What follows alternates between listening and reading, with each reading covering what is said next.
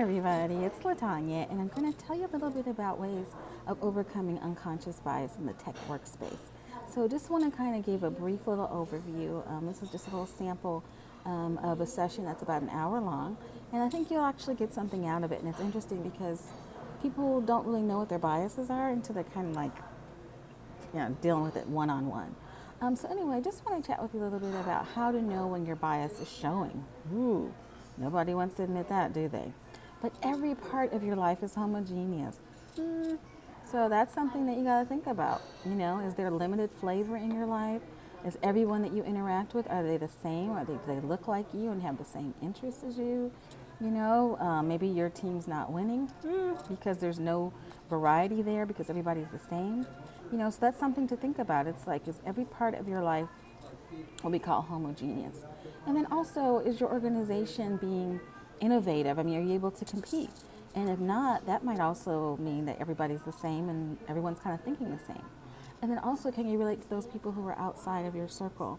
Do you find something relatable in other people that you may not have known before because you're always in the same circle, kind of like the same bubble kind of thing. Also, it's interesting too because when we talk about diversity and talk about bias and unconscious bias and those kind of things, some people kind of think they know what it is, but I just want to share with you some of the things that it's actually not. It's not only hiring the same kind of people like we talked about a moment ago. Diversity is not just only hiring white women as opposed to white men only. Diversity is also not hiring people from the same school, the same families, the same hobbies, same. Get the idea? So that's something you got to think about. And also, it's interesting. According to according to an organization called Interview Edge, the most common biases. Listen to this. They're education bias. So somebody went to an Ivy League school. He must be smart, for an example. But data shows that only really the first couple of years really impact somebody's ability to, have their smartness show. But after that, the problem-solving skills, the leadership, the cultural fit, intellectual curiosity, and all that matters so much more.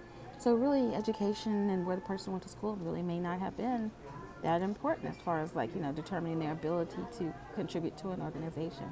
And also another bias is called experience bias. So say, for example, she's got 10 years in the industry. She must be good. Well, qualifications, skills learned, and what's been accomplished in those years doesn't necessarily mean that person been a great impact. That just might mean that they're able to bob and weave and, miss the layoff cuts and be really good at politics and, staying involved in the workplace and being connected to people so that she keeps her job. Another bias is excitement bias. He's excited about the opportunity and will hit the ground running. Well, that just means that the person really could be a self-promoter and have a great personality. But does that mean that person could really be a collaborator and a team builder? Maybe not, maybe so. Another one is like me. For example, you hear people say, I see a lot of me in this person, and they must be amazing because you think you're amazing yourself. But research shows that diverse problem solvers actually outperform high ability problem solving groups that's less diverse. So really, we know this, society has shown through studies time and time again that the more diverse an organization is, the more innovative it is. And that's the diversity from not just the same school and the same like we talked about, but ethnicity, not demographics, but geography, and just all kinds of different ways that you can have diversity included. So, and so going back to, I see a lot of myself in this person, but research shows that diverse problem solvers will outperform them, like I just said a moment ago, and the culture and employee engagements are cited as top challenges at the companies. So I just want to drop those quick little nuggets with you. There's so much more. This is what we're doing as what I did just a moment ago as far as defining the types of bias that there are.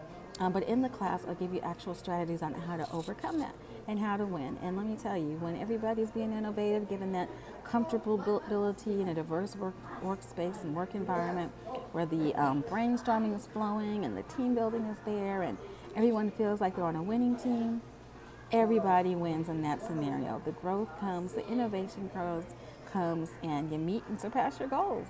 So it's so exciting to have an opportunity to share with you all today, and look forward to our next chat. LaTonya, Pegues. Cheerio. Bye-bye.